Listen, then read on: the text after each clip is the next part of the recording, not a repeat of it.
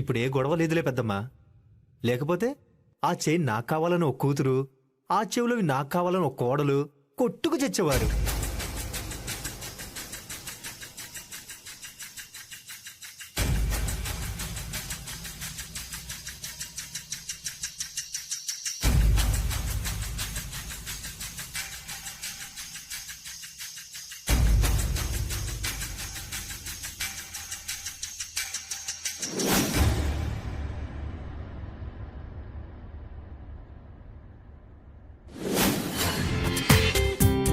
జీ5 లో పూర్తి ఎపిసోడ్ చూడండి.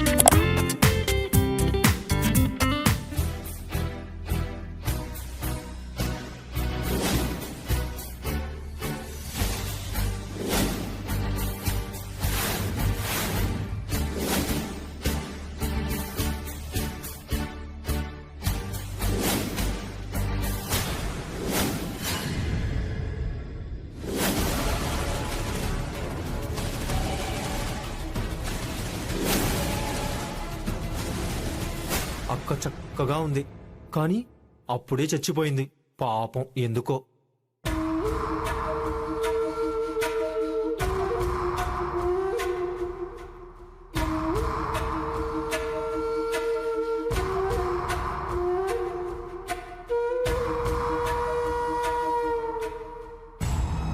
ఏంటక్క మన కాడ పైసలంతగా లేనట్టున్నాయి.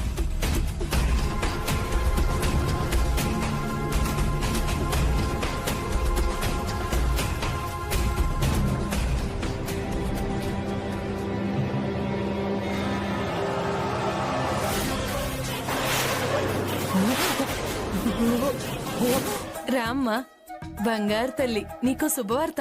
ఇన్నాళ్లకి మన కష్టాలన్నీ తీరిపోతున్నాయి. వెళ్ళినతనెవరు? అది మన జమీందార్ గారు అబ్బాయి. జమీందార్ గారు అబ్బాయి నిన్ను చూశారంట. చేసుకుంటే నిన్నే పెళ్లి చేసుకుంటానని పట్టుబట్టారంట. ఇదంతా మన అదృష్టం కాకపోతే ఏంటి? పైసా కట్నం లేకుండా ఎదురు మనకి డబ్బులిస్తున్నారంటే నేను నమ్మలేకపోతున్నాననుకో. వాళ్ళిచ్చే ఎదురు డబ్బు గురించి ఆలోచిస్తున్నావు కానీ కన్న కూతురి గురించి ఆలోచించవా? ఇంకా ఇందులో ఆలోచించటానికేముందే? అంత పెద్ద జమీందార్లు ఏరికోరి వచ్చి నిన్ను చేసుకుంటాను అంటుంటే. కాని వాళ్ళ గురించి ఊర్లో ఒక్కరైనా మంచిగా చెప్పుకుంటున్నారా?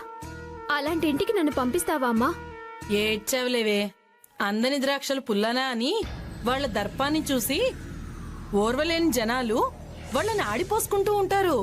మనము పెద్దాళ్ళమైతే మనల్ని అలానే అంటారే. అవన్నీ వదిలే అమ్మా, కనీసం మాటైనా నన్ను అడగాలి కదా. నిజమేనే, అడగాల్సిందే. కానీ మన ఈ దరిద్ర బతుకులకు ఒక జీవితం వస్తుందన్న ఆశతో నేనే ఒప్పుకున్నాను. వాళ్ళు నిన్నే కదే, నీ చెల్లెలకు కూడా సంబంధాలు చూసి పెళ్లి చేస్తామన్నారు.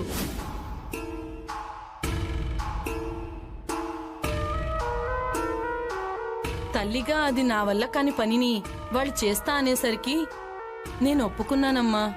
అమ్మా, నేను రఘుని ఇష్టపడుతున్నాను. నువ్వు ఒప్పుకుంటే పెళ్లి కూడా చేసుకుందాం అనుకున్నామమ్మా.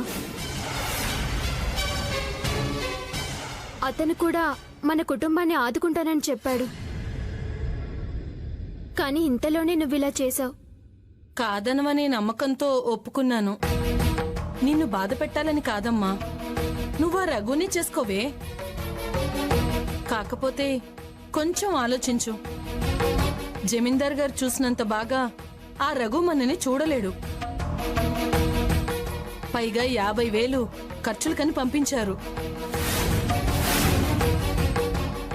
అంత డబ్బు సంపాదించడానికి నీకు ఆ రఘుకి మన ఇంటిల్లిపాదికి ఎంత కాలం పడుతుందో కాస్త ఆలోచించు.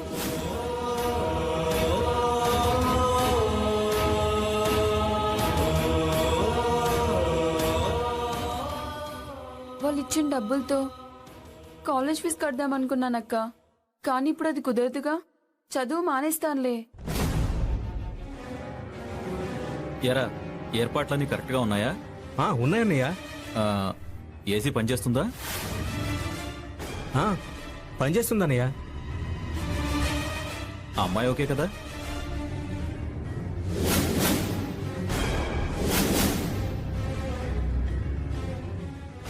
ఓకే అన్నయ్య. అయితే ఇంకేం, నువ్వెళ్ళు. అలాగే అన్నయ్య, బయట ఉంటా. ఏమండి?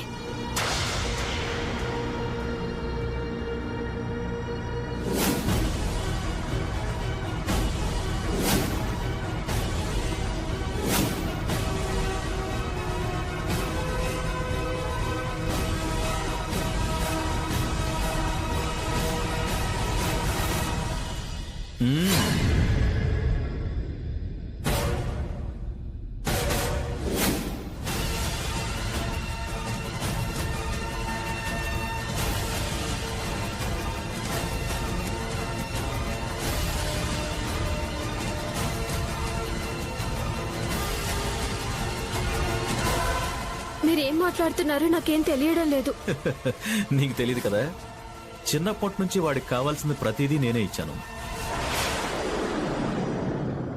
వాడికి అన్నం పెట్టే ముందు మొదటి ముద్ద నేను తిని ఆ తర్వాత వాడికి పెట్టాను.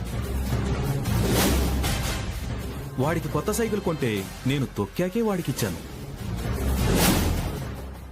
మరి నిన్ను కూడా ముందు రుచి చూశాకే వాడికి ఇవ్వాలి.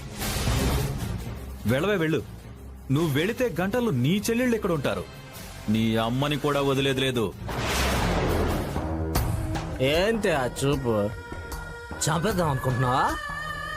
ఆఫ్టర్ ఆల్ ఒక ఆడదానివి మమ్మల్ని ఏం చేస్తావే?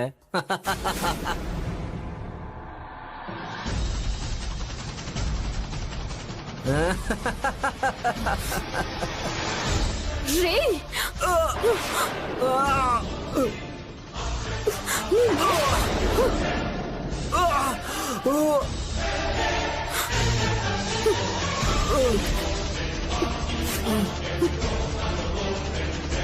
చావురా!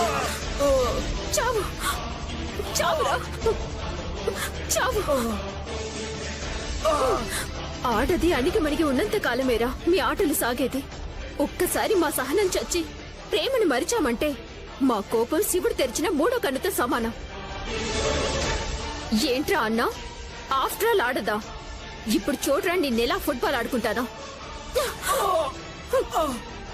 చావు! చావురా!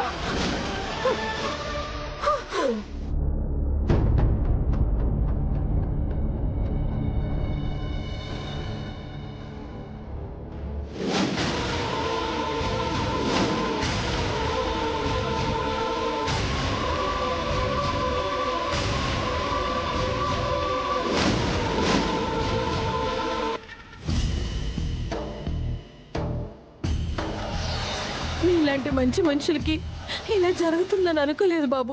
ఆ పాపిష్టిది ఇంత పని చేస్తుందని అనుకోలేదు. జరిగిన దాంట్లో మీ అమ్మాయి తప్పేం లేదమ్మా. ఆమె దారి ఆమె చూసుకుంది. ఆమెకి ఇష్టం లేని పెళ్లి మీరు చేశారు. ఆమె ఆ కోపంతో నన్ను నా తమ్ముడిని చంపాలనుకుంది. దేవుడి దయ వల్ల మేము బతికాము. అంత మాట అనకండి బాబు. అది అసలు నా కూతురే కాదు. మేమేమైపోయినా పర్వాలేదని తన స్వార్థం తను చూసుకుని వెళ్ళిపోయింది. నా కూతురు వల్ల మీకు మచ్చొచ్చింది. అందుకే అత్తయ్య గారు, మీ రెండో కూతుర్ని నా తమ్ముడికిచ్చి మళ్ళీ పెళ్లి చేస్తే ఆ మచ్చ కొంతవరకైనా పోతుంది. నీదెంత మంచి మనసు బాబు. నా కూతురు చచ్చిపోయిందని నేనే ఊరంతా చెప్తాను బాబు. జీ5లో పూర్తి ఎపిసోడ్ చూడండి.